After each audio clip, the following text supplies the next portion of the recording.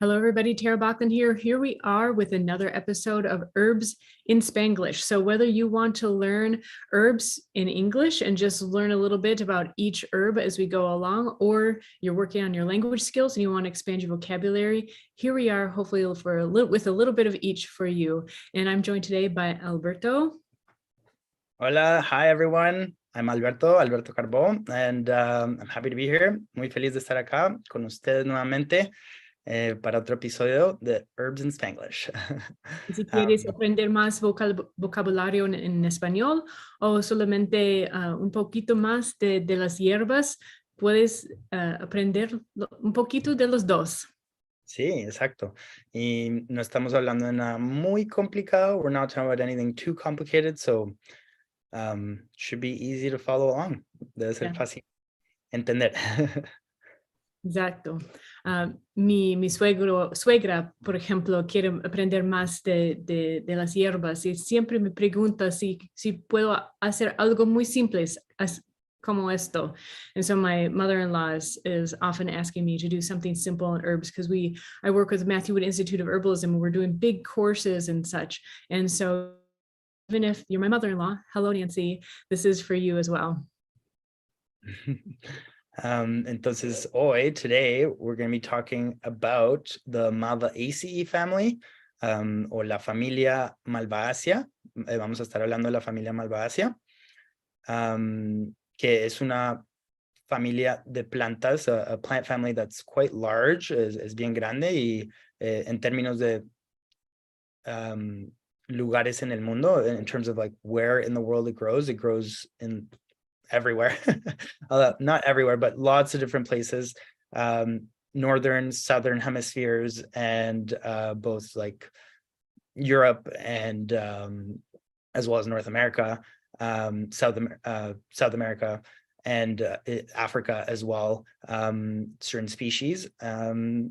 Entonces la familia Malvaceae se encuentra en todas partes del mundo, con géneros diferentes. Y vamos a hablar de tres hoy. We're going to talk about 3 different genuses today. And for just basic botany, for anyone that's not familiar, the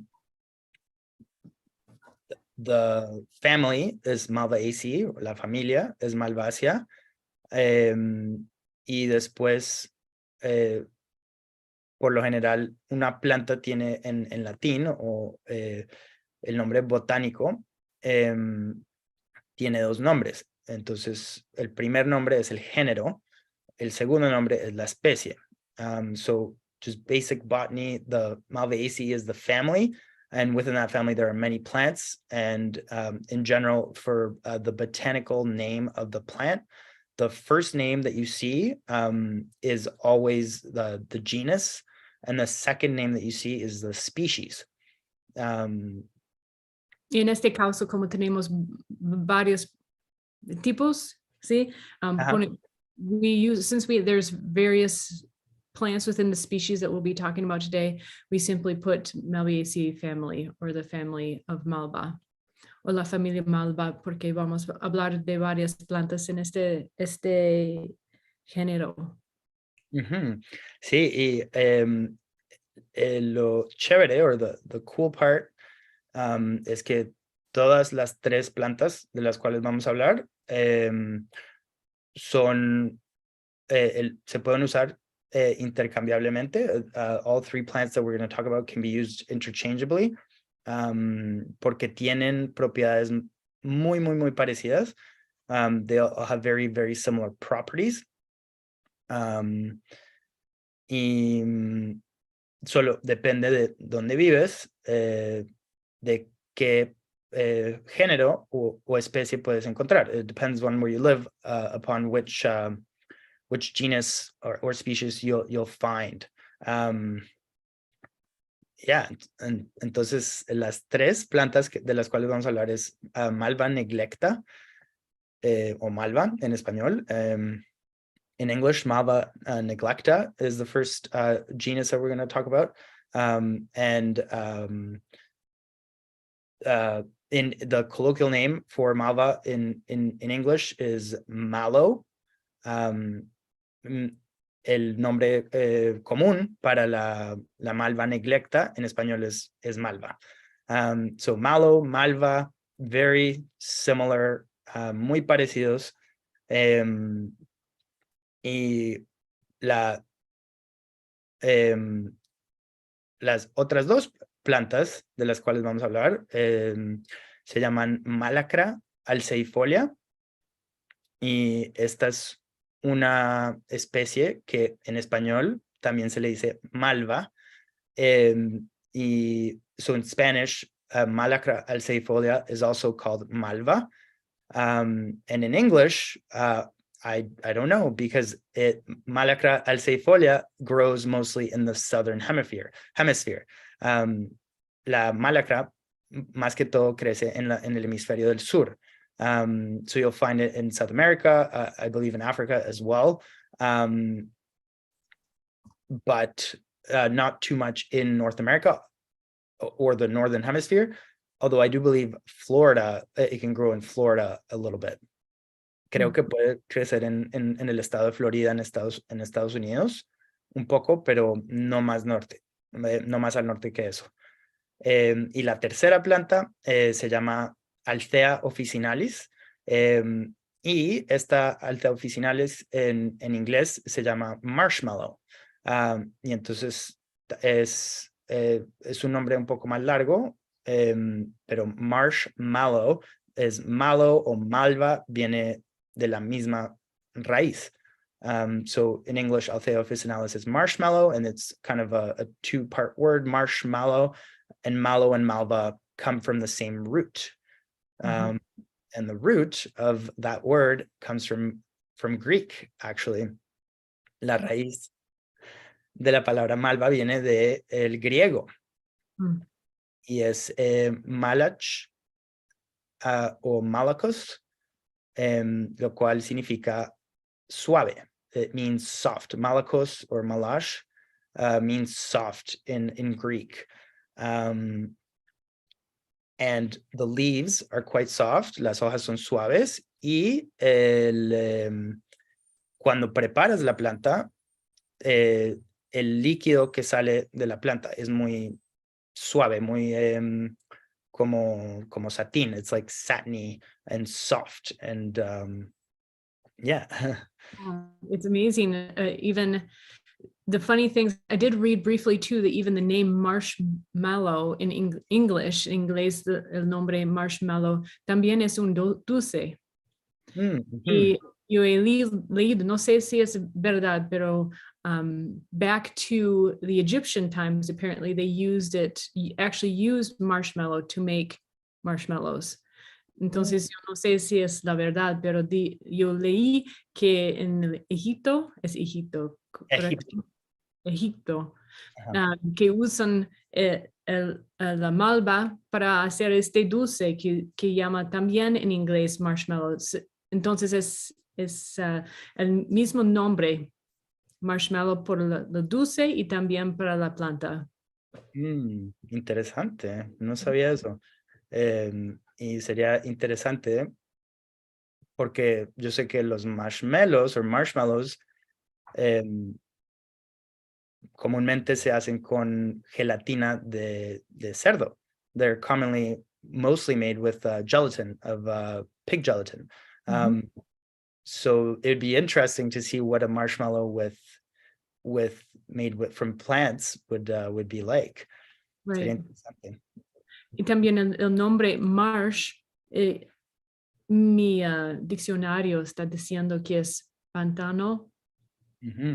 Entonces, la malva del es pantano.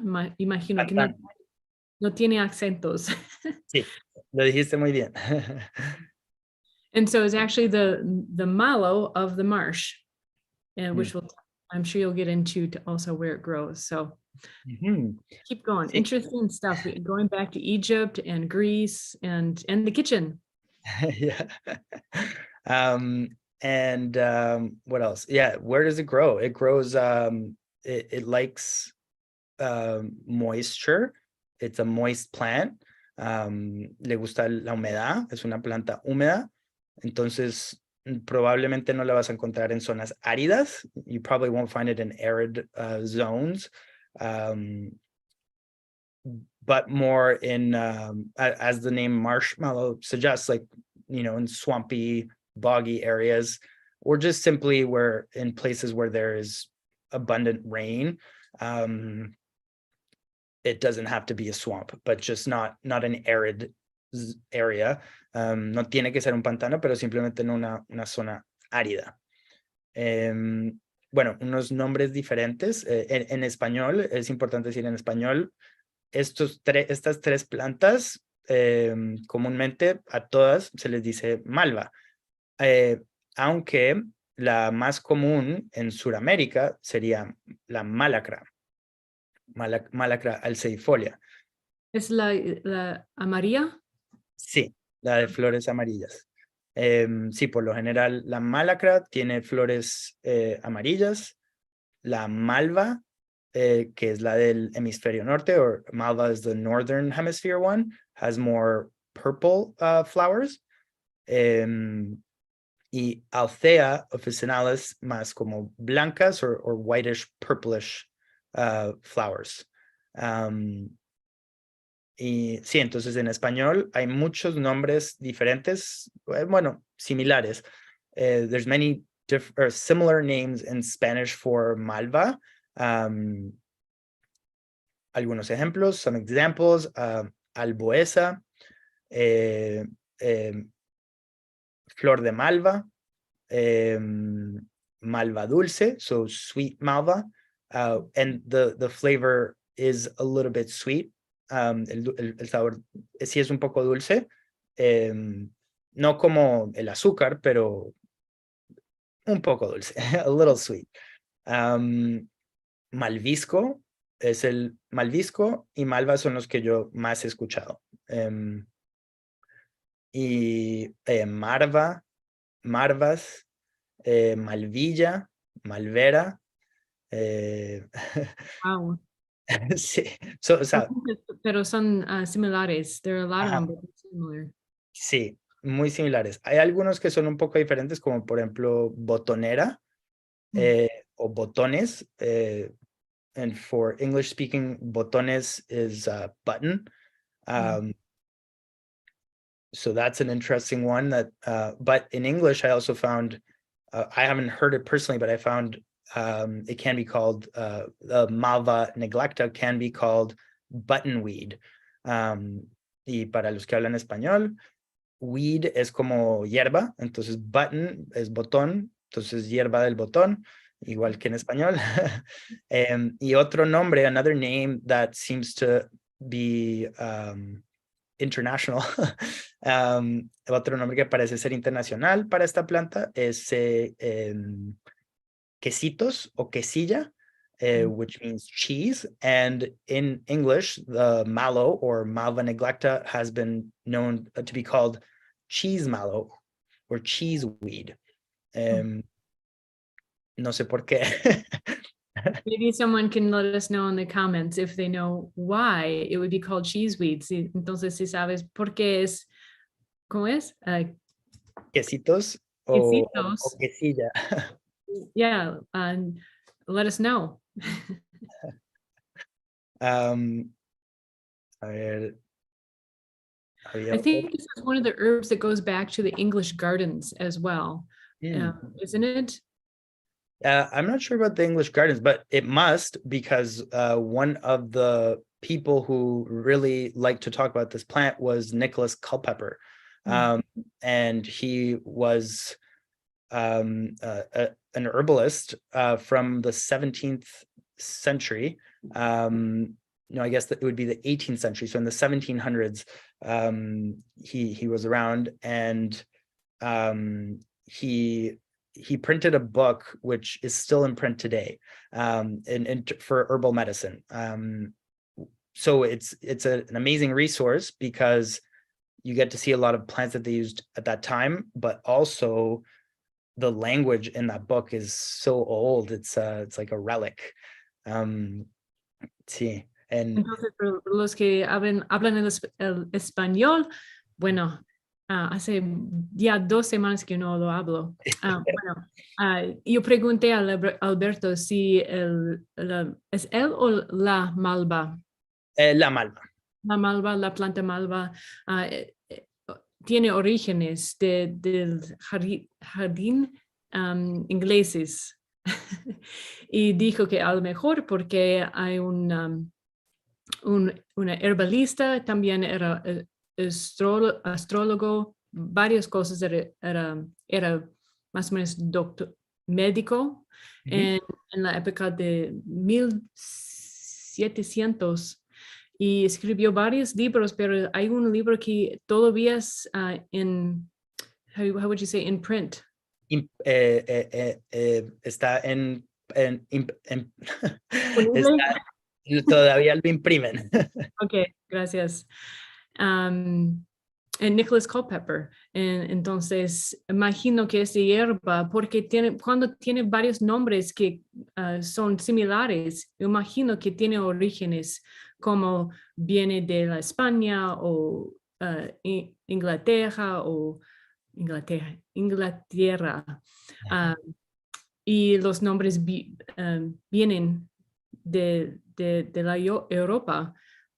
So I just imagine there are a lot of these names, if they have similarities, and someone will let us know for sure that sometimes they just originate and maybe it just overcame, they originated from Europe, especially if they came from like a European garden, that of course those names would translate. So we'll look into that some more too. We'll get some answers for that someday here. Yeah. Another interesting note for a different language is in French, they call it mauve, which of course is purple, and I'm referring to Malva neglecta, or the common mallow. En francés le dicen mauve, que significa morado o purple, just like the flowers, igual que las flores. Y sí, es para otro contexto. I just looked up the word weed. So English is basically a plant that you don't want in your garden. Entonces, una planta que no quieres en el jardín es una cizaña o mala hierba. But we know that there is not a bad herb, right? So mala hierba, we won't use that one. How about that? Sí, Does cizaña sound familiar to you? ¿Perdón? Does cizaña sound familiar to you? No, en Colombia decíamos hierba mala, pero cizaña no he escuchado, pero a lo mejor, I'm sure that it's another one that people say, pero sí, es interesante como las hierbas or weeds tienen una mala reputación, they have a bad reputation in general, pero muchas hierbas o malas hierbas son muy buenas, they're very good, they have many medicinal purposes.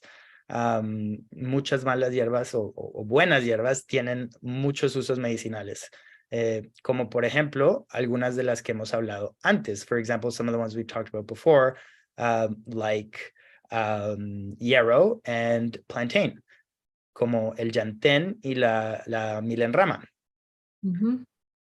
Exacto. It does have its own word, tiene su propia palabra en portugués, and it is praga. Praga. Yeah. So here's your Herbs in Spanglish, Portuglish, whatever, just for fun. Wow, praga. But praga means like weed? A weed. Yeah. Okay. So like if you're in the garden, you're pulling weeds, you're tirando las pragas. You're pulling the weeds. Interesante. Yeah, they also have different words for, just a fun language note, a little path on the language trail. They have different words, like they have the word jardim, like is jardín, right? But that is more of a flower garden, whereas horta, as in horticulture, is more of a vegetable garden. At least that's what my friend told me as we were talking about gardens. So. Sí, en español, huerta puede ser más como de verduras, y jardín puede ser como flores, sí. Okay, there we go. Chévere. Y bueno, de pronto, el anciano Pliny o Pliny the Elder también hablaba de la Malva neglecta, o Mallow. Pliny the Elder did speak of Mallow or Malva neglecta. He just mentioned it. Lo mencionó en sus escritos. Y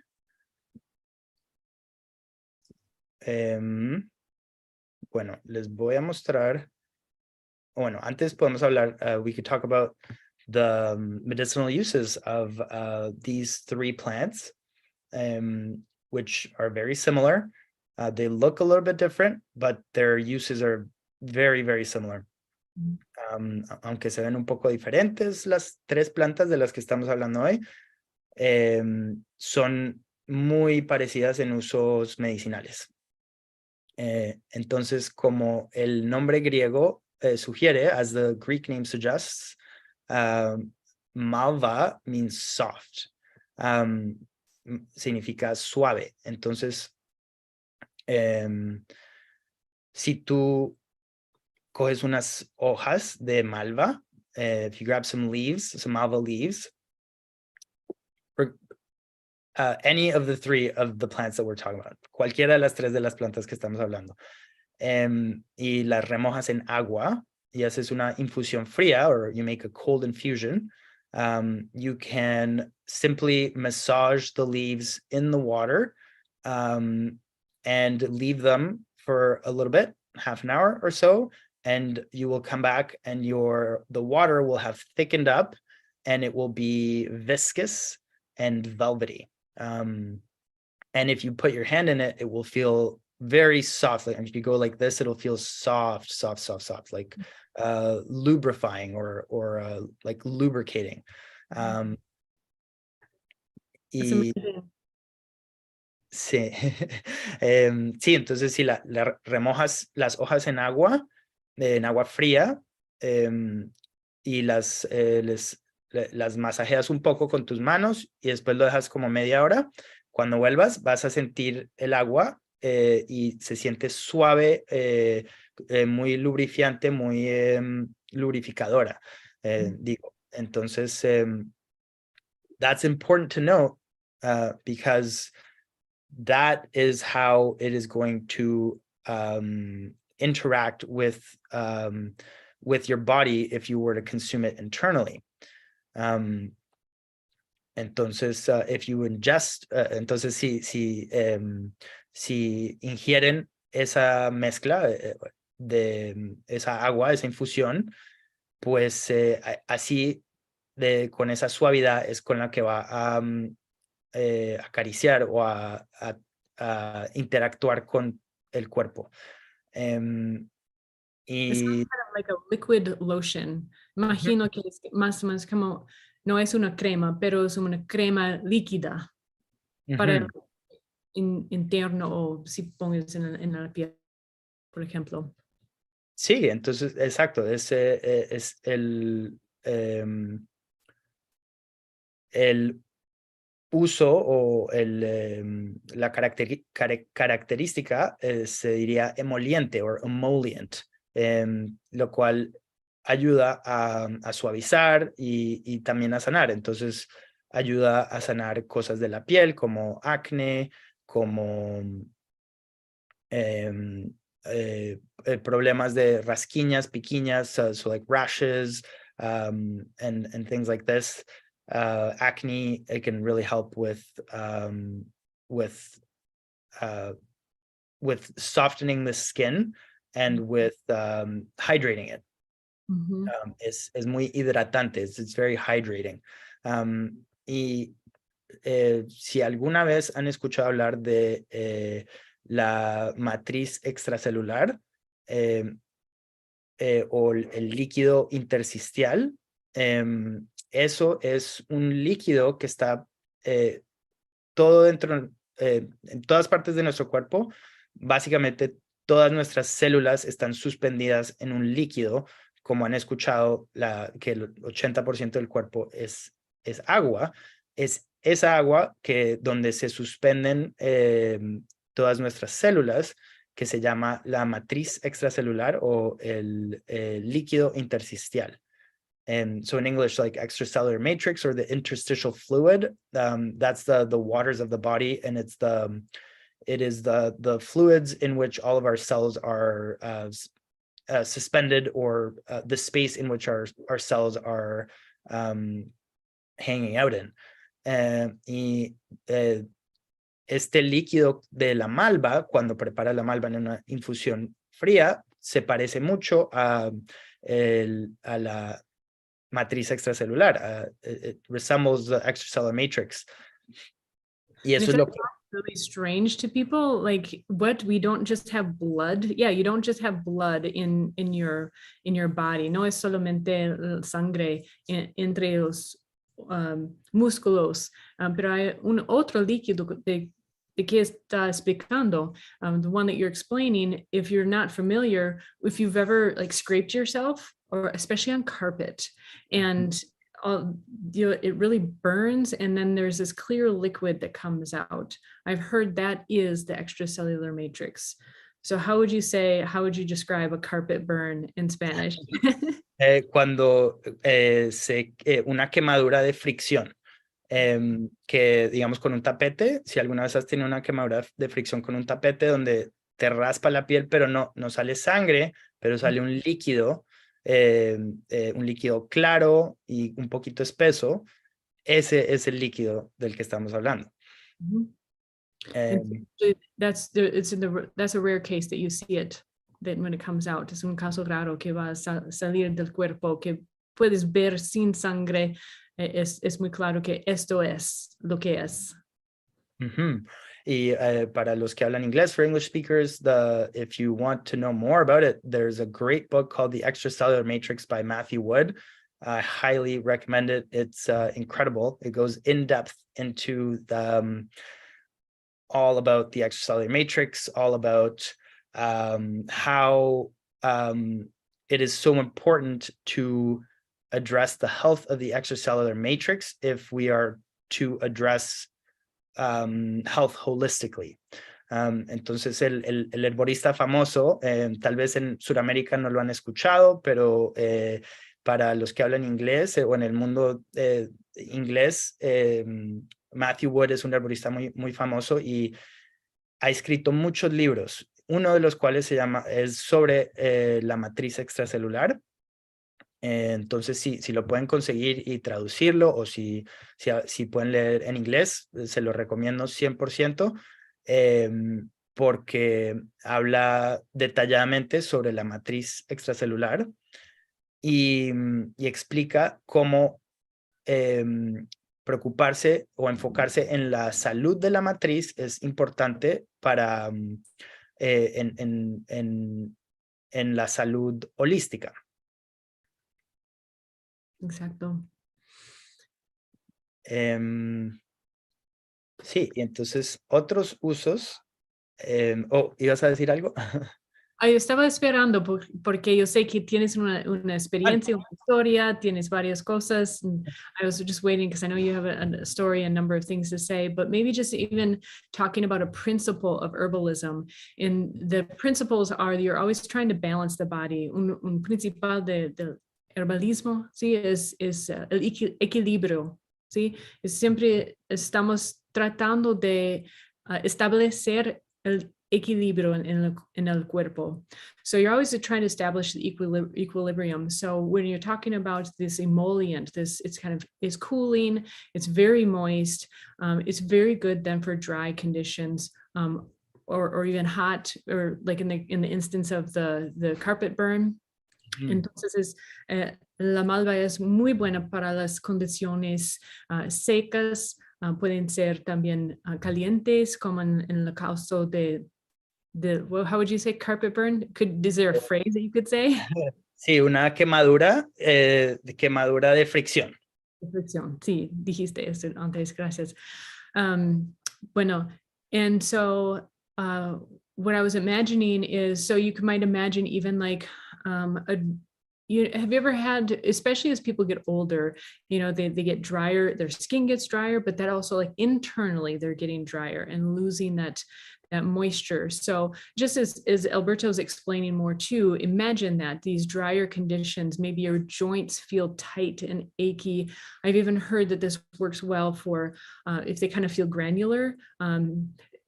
Mallow is known to have a saltiness to it. And as Matthew Wood says, the water follows the salt. So it helps to draw water back into the body, which is very common in older people. Entonces, las propiedades de Malva son muy importantes por estos casos o condiciones secas. Por ejemplo, la palabra es idosis, ¿correcto? O idos, personas más viejos, no son Mayores. mayores, tal vez es portugués. Las personas mayores normalmente el cuerpo, los músculos, los joints, I know joints. Las articulaciones. Articulaciones, they kind of dry out, siguen cada año, cada día, cada mes más secos. Entonces, este Malva ayuda a establecer el equilibrio en varias veces, pero es un ejemplo. Pero tú tienes historias y varios ejemplos también que quiero escuchar también. Sí, sí, les voy a contar una historia muy interesante. Ojalá, I hope it's interesting, my story, but antes, before, I'll just say a couple more medicinal uses that are important. Voy a contar unos usos medicinales, unos otros usos medicinales que son importantes. Entonces, dentro del la misma idea de que es, como Tara dijo, es enfriadora. O sea, enfría la planta. Entonces es muy útil para tejidos o órganos que están muy calientes. Entonces, para gente, por ejemplo, que tiene gastritis o gente que tiene condiciones inflamatorias de los intestinos o del sistema digestivo, for people who have inflammatory conditions of the digestive tract, es muy útil porque enfría y suaviza. So it softens, it cools. Y también en los intestinos, en el sistema digestivo, todo el sistema digestivo está cubierto, las paredes del sistema digestivo, el estómago, el intestino delgado, el grueso, todos están cubiertos con unas membranas mucosas.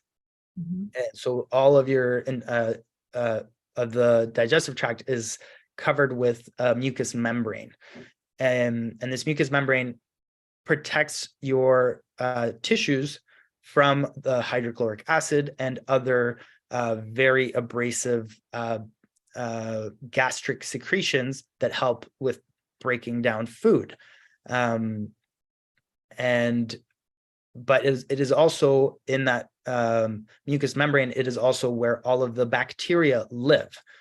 So when we speak of the microbiome, the bacteria are not just floating around in your stomach and your intestines, they're actually living in that mucous membrane that's coated to the walls of your digestive tract.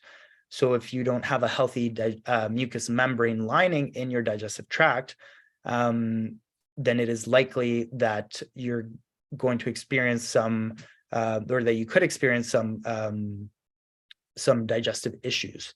Entonces, en español está explicando que el sistema digestivo está cubierto de una membrana mucosa, y en esta membrana mucosa tiene dos utilidades. Uno es que protege a los tejidos del sistema digestivo de los jugos gástricos, que son bastante corrosivos y cuya acción o propósito es de deshacer la comida que se ingiere, pero el segundo propósito es que la membrana mucosa, en esas membranas mucosas es donde viven las bacterias del estómago. Entonces, si han escuchado hablar ¿cómo se dice en español? Are we talking about SIBO? El microbiome. Oh, El microbioma. Me so, llegó. Si han escuchado hablar del microbioma, ahí en esa membrana mucosa es donde viven todas las bacterias que forman el microbioma, que nos ayudan a digerir y asimilar la comida. Entonces es muy importante mantener la salud de las membranas mucosas del sistema digestivo, y si no, puede ser que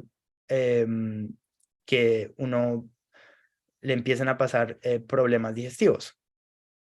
on a similar note, that's where it's a rare case that mallow would be contraindicated. Is someone who has SIBO, or small intestinal bacterial overgrowth. And I'm going to try to translate that into Spanish. So es raro. Malva es una hierba muy suave, muy, how would you say? No es contra. I just lost it too. Estás diciendo bien, no es indicado en muchos casos, menos the SIBO. So intestino menor o crecimiento excesivo en el intestino menor de la bacteria. Sería un caso que no quería, no es bueno para usar la malva. So if you have small intestine bacterial overgrowth, usually it's not indicated to use malva because it's going to provide more of an environment for that bacteria to grow where it's not supposed to. So that's something that I've heard. Just wanted to pass that along too. It's probably a good time to say this is not medical advice. We're just sharing some information that we've learned along the way, personal experiences. So just take note and make sure to do the research and consult your own medical provider. Yeah, absolutely. En español, para todos los que hablan español, nada de esto son sugerencias o de ninguna manera les estamos diciendo qué hacer.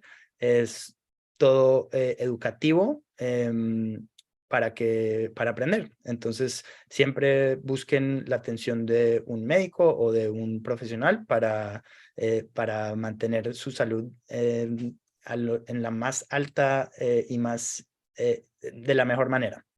Gracias. Sí.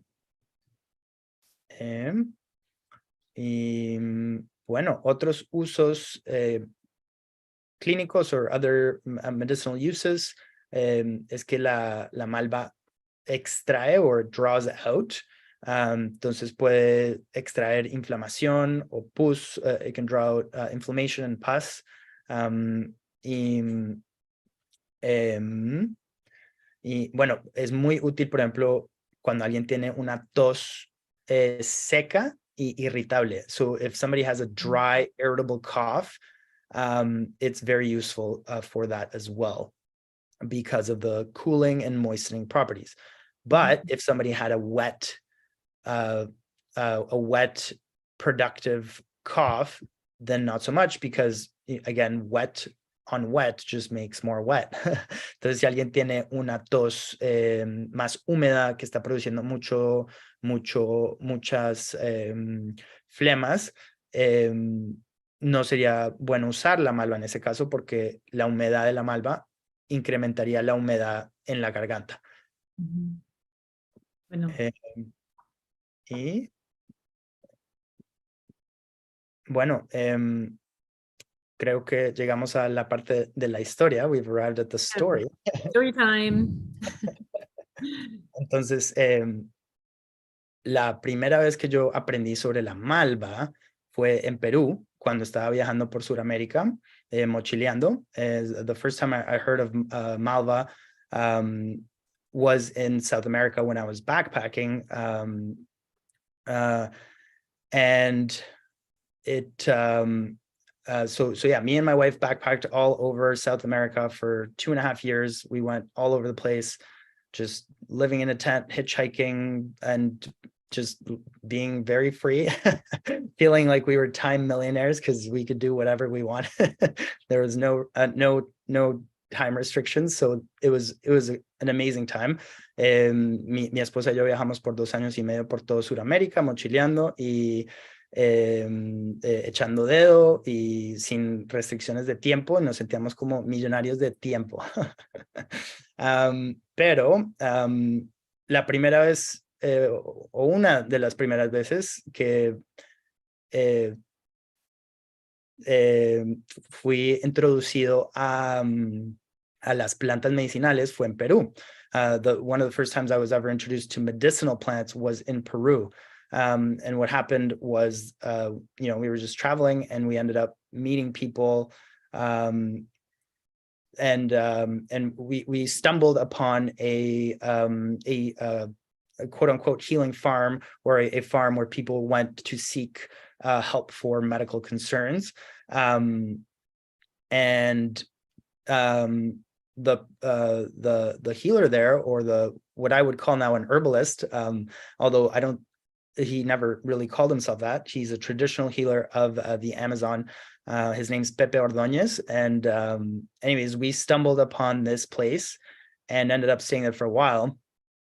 And we, amongst many of the plants that we tried there, or that we consumed, that we were introduced to, was Malva. And so we, in our travels, we through coincidences and things like this, we stumbled upon a healing farm, as I was saying, and Pepe Ordóñez is the name of the gentleman that runs that place, which is still around today. And amongst many of the plants that he is a traditional healer of the Amazon, and amongst many of the plants that we tried there, Malva was one of them. And so generally, Pepe, he works with ayahuasca, or Pepe trabaja mucho con la ayahuasca, pero usa la ayahuasca con otras plantas dependiendo de lo que la persona necesite. So he uses ayahuasca primarily, but in combination with other plants depending on what that person needs. Pero una planta que la mayoría de la gente, or the majority of people that were there, I would see them drinking a cold infusion of Malva every day. So todos los días veía que la mayoría de las personas tomaban una infusión fría de Malva todos los días. And I got to, go pick my own Malva leaves and massage it in the water and prepare it. And it was just a beautiful time and a very nice experience. Fue una experiencia muy linda de ir y cosechar o recolectar hojas de Malva y hacer una infusión fría, como expliqué antes, y tomarla. Y si, especialmente si tú eres alguien que es de constitución caliente, tienes la piel seca, tienes resequedades en el cuerpo, si tomas una infusión de Malva, se va a sentir muy bien. Especially if you're someone who's dry and you have dry skin or dry scalp. If you drink Malva or marshmallow, if you're in the north, it's gonna feel really nice.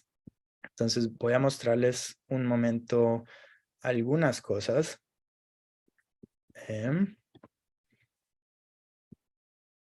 Entonces, después de estar ahí,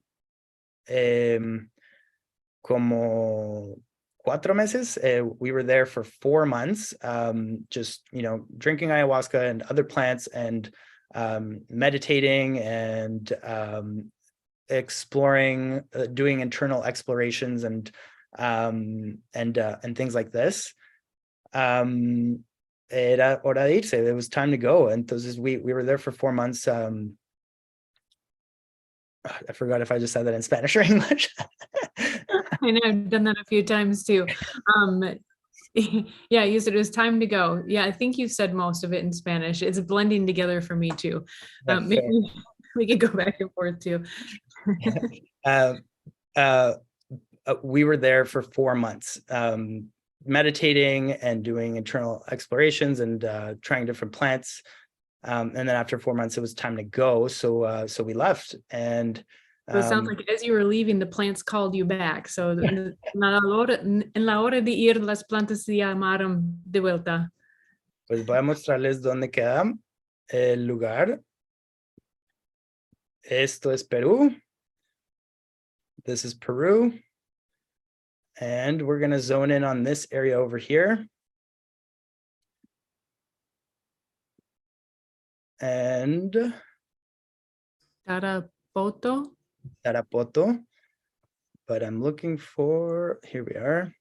So this is deep in the Amazon. This right here, esto que estoy apuntando es el río Huallaga, or the Huallaga River, which then turns into the Río Marañón, or the Marañón, which means cashew, river. And then this is the Amazon River. Entonces es bastante en la selva. It's deep in the jungle. And yeah, so we were in Yurimaguas. Right here. And this is where Pepe has his healing center. And that's where we were for 4 months. But then we left, as I said. And we came back to Tarapoto over here, which is a bigger city. And then we kept going, but pretty much, I don't know if people would remember from, I think, a previous episode when we talked about yarrow. I mentioned how I have hemophilia. I was born with hemophilia. Entonces, en el episodio de La Milenrama, hablamos, surgió el tema de que yo nací con hemofilia. Entonces, en el último día de estar en Yurimaguas, de estar en la finca de Pepe, que se llama Dos Mundos, el Centro de Desarrollo Integral Dos Mundos, or the Center for Integral Development, Dos Mundos, which means two worlds. The day we were leaving there, I started getting a hemorrhage in my left, not my thigh, but the back of my thigh. So I started getting an internal hemorrhage in the back of my thigh, which is not uncommon for people who have hemophilia. It has happened before in my life, many times. Entonces, cuando estamos, el último día que estamos saliendo de Dos Mundos, me empezó una hemorragia no en el muslo, pero en la parte de atrás del muslo, de la pierna izquierda. Y para los que no son familiares o no conocen la hemofilia, eso puede pasar, es común, y me ha pasado muchas veces en la vida, pero what was interesting about this time was that the medicine which I had with me, which I brought from Canada, yo vivo en Canadá y yo viajé con medicina que traje de Canadá. Esa fue una de las razones por la cual mi familia se mudó de Colombia a Canadá. That was one of the reasons why my family moved from Colombia to Canada, because we couldn't get the medicine as easily in Colombia. And so I had it with me, but I was running very, very low. I had only a couple of doses left. And usually the way I use the medicine is prophylactically. So I take it on a regular basis, and it keeps my factor 8 levels high. And then it helps me avoid many issues. Normalmente un hemofílico, si lo mejor es tomar la medicina profilácticamente, y así no evitas muchos problemas. Pero solo tenía como dos dosis, y me empezó esta hemorragia. So this hemorrhage started in my leg, and usually with a hemorrhage like that, I would take 2 doses. but I only had 2 and I didn't want to not have any more. And so I took one, and then I realized like, no, this is a problem. I took the other one the next day. But it had a mind of its own. There was nothing stopping it. It just became a big problem. My leg, so we left the day we left, the bleed started. And then, by the next day when we were in Tarapoto, it was worse. And then by the next day, when we were in Moyobamba, which I will show. So al día siguiente, o sea, 2 días después de salir de Yurimaguas, llegamos a Moyobamba y mi hemorragia ya estaba bastante grande. Mi pierna estaba como tres veces el tamaño de lo normal. So by this point, when we arrived in Moyobamba, and I'll zoom out so people can see, it's still the jungle, although it's a higher elevation here, so it's quite beautiful. It's like a jungle in the mountains. And in that area of Peru, they call it la ceja de la selva, or the eyebrow of the jungle, because it's kind of up above the eye. So I thought that was an interesting tidbit of information. But yeah, so I'd fully run out of my medicine at this point when we arrived in Moyobamba, and my leg was about 3 times the size of what it should be. Very painful. I could barely walk. Definitely, we could not hitchhike anymore because that takes a lot of effort. Entonces ya no estábamos haciendo dedo porque no podía, estaba muy débil, casi no podía caminar. Entonces, ¿qué hicimos? Encontramos un hostal y nos metimos ahí a descansar. We found a hostel and we got a room and we just rested. Y mi esposa todos los días, por los próximos como 5 días, mi esposa iba todos los días al mercado y compraba bolsas gigantes de hielo para poner en mi pierna. Entonces, my wife would go to the market every day for about the next 5 days. And she would buy ice, big bags of ice, and that's what I would use all day on my leg. But in the night, the markets would close and there would be no ice. And we tried to get the hostel people to have, there was just no way to have ice. It's the jungle, it's hot. Not everybody has a refrigerator. So there was just no way to have ice in the night. Entonces en la noche no tenía hielo. Pero en el patio de atrás del hostal encontramos varias plantas de malva. In the backyard of the hostel, we found several plants, several Malva plants, and we had never used it like this. We'd only used it as a cold infusion to drink. En Dos Mundos solo lo habíamos usado como una infusión fría para tomar. But we thought it's cooling. It's my leg was hot, like it was so hot. And even though I've had many hemorrhages like this before, that was probably the worst one. I was delirious. I was pretty much not cognizant. En español, fue una de las peores hemorragias que he tenido en mi vida y estaba en delirio, o sea, no podía, estaba como ido. Y entonces mi esposa recogía la malva y la traía y me ponía hoja, entonces masajeaba la hoja y después la sacaba del agua y la ponía en mi pierna. I would massage the leaves in water and then I would put them on my leg. And I couldn't tell you, like my leg felt like it was burning.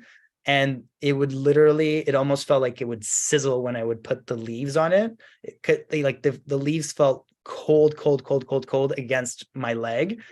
And in the night, it was like, it saved my leg. I think it honestly saved my leg because in if you have a hemorrhage that's really bad and it doesn't stop and it just keeps going, like eventually you risk amputation.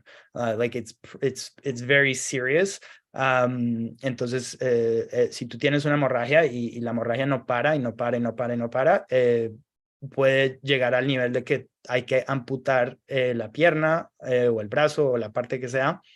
Y la Malva me salvó. La Malva me salvó y fue increíble porque mi pierna estaba tan caliente, se sentía tan caliente, y cuando le ponía las hojas de Malva se sentía como si se sentían súper frías y quitaban también el dolor. Entonces, it also took away the pain, which is, I haven't heard anyone talk about Malva for pain, but it definitely helped with the pain. So yeah, that was that. And then after about 5 days, my leg was a little bit better. I was still fragile. And so, but we were able to leave, and we left, and then everything worked out. Después de 5 días, mi pierna estaba mejor, todavía frágil, pero con mucho cuidado pudimos salir de allá y continuar, y todo salió bien. Hey, wow, what a story. You're like, and everything was fine. And it was like, I saw fin, like just quick, the end. No, there's, it sounds like you and your wife probably lived many lifetimes on that trip. Imagino que tú y tu esposa vivieron varias vidas en este viaje. Sí, sí, pues, afortunadamente el viaje entero fue como un testamento de fe en el universo, fe en que la gente es buena gente, y the whole trip was like a testament of faith and faith in like the universe, and that, good people, because we met amazing people everywhere, and anytime we encountered trouble, we always found someone that would help. So it was beautiful to see that, humans everywhere are beautiful people. They all want to help. They're all good. There's bad people everywhere, but you'll always find someone that is good and that has a good heart and that will help you. Sí, entonces, si alguna vez tienes algún problema y no estás en tu casa o estás en un lugar donde no conoces, simplemente échaselo al universo y alguien te encuentra con buena onda. There's so many thoughts coming to my mind, but maybe it's wrapping up on a really heartfelt note, a really great note. And you said Malva saved your life, but no doubt your wife as well. I'm not doubting that you didn't think that by any means, but it's worth pointing out, that, meeting strangers, vale la pena decir también que también tu esposo salvó tu vida. Y yo sé que ya sabes de esto también, que no era solamente la Malva, pero tenemos que decir algo por ella. Claro, sí, ella me cuidó mucho. She really took care of me. And like you were saying, you go places and you'll find people to help out. That's it's also the people who are consistently by our side, that are so important as well. And my husband and I have been talking a lot about this lately, and I am in working on starting what is called a wifey school. Just kind of coming back to that. Healthy, what is a great relationship, and it's different for everybody, and I think that's a great testament. And entonces yo tengo varios caminos que puedo ir ahora en el fin, pero yo creo que es importante notar también que las personas que siempre están a su lado son importantes. Es bueno notar también cuando está viajando que hay personas que van a ayudar, pero las personas que siempre están a tu lado ayudan con los milagros también. Sí, total. Well, that was a great story to end on. That's amazing. That's absolutely incredible. It's worth noting, go to the hospital if you have one near you. But obviously in that case, I bet how far were you into your journey with plants at that point? Were you still just kind of new to plants, and was that maybe a tipping point? Entonces, estabas muy, ¿de qué parte en el camino estaba en su viaje de aprender de las plantas en esta época? Sí, entonces, pues viviendo con hemofilia, yo empecé a buscar alternativas para ayudarme con la hemofilia desde que tenía como 16, 17 años. So like since I was 16, 17, I started looking for alternatives to help me with dealing with hemophilia. Esa fue una de las razones por la cual cuando fui a Sudamérica, yo dije, he leído sobre la ayahuasca, quiero buscar esta planta. That's one of the reasons why when I went to South America, I thought I want to look for ayahuasca because I'd read about it and I was very interested in it. Entonces, cuando llegamos a este lugar de Dos Mundos, estuvimos ahí. Dos Mundos fue el primer lugar donde yo experimenté con las plantas medicinales. Dos Mundos was the first place that I ever experienced medicinal plants or saw the power that medicinal plants have, and the potential that they have, and that could be a whole story on its own, because we came, like, that was actually the second time that we had been there. We'd been there a year earlier. We'd stayed there for a month. And then the whole time we were away, we were like, we need to go back. And we went back and we stayed 4 months and did lots of different things. Estuvimos ahí por un mes y después seguimos viajando por un año, pero seguíamos pensando en Dos Mundos y que teníamos que volver y volvimos. Sí, entonces I was brand new to herbal medicine. I didn't know anything, and that Malva story is like, even though I experienced herbal medicine at Dos Mundos, it was with an experienced herbal practitioner. So that story with Malva was the first time on our own. It was your initiation. Yeah. Yeah. And like, you know, like it was incredible. It was because it saved my leg. I could be not have a leg today if it wasn't for Malva. Yeah. And yes. Wow. Sí, entonces sí, esa fue, aunque en Dos Mundos estuvimos con un herborista, con un curandero de la selva tradicional. Él era el que estaba administrando las hierbas y él sabía cómo hacerlo. Yo no tenía ni idea, pero la historia con la Malva fue la primera vez que yo y mi esposa, la primera experiencia que tuvimos usando plantas medicinales solos, o sea, personalmente, sin ayuda. Y me salvó mi pierna. Si no fuera por la Malva, tal vez no tendría una pierna hoy. Sí, bueno, era tu iniciación. Iniciación, sí. Increíble. Bueno, we'll put the some notes in the show notes. We would love to hear from you. Vamos a poner unas notas en abajo y deja un comentario, preguntas, cualquier cosa, wow, or simplemente wow, or just wow. That is an incredible story. And maybe share your experiences too that you have of Mallow. Again, it's these are just stories, experiences, things that we've learned over time. We really hope it helps and serves you as well. There's so much more to learn. This is just scratching the surface. Hay mucho más que puedes aprender sobre la Malva. Es solamente el inicio, pero take charge of your health. We hope this helps you in some kind of way. And yeah, I think we'll see you next time. We have to decide which herb is next, which path of the journey we're going to take next. Sí, hazte cargo de tu propia salud. Acuérdate que esto solo son historias. Y bueno, nos vemos pronto para otro episodio de Herbs in Spanglish. See you soon. Thank you. Adios.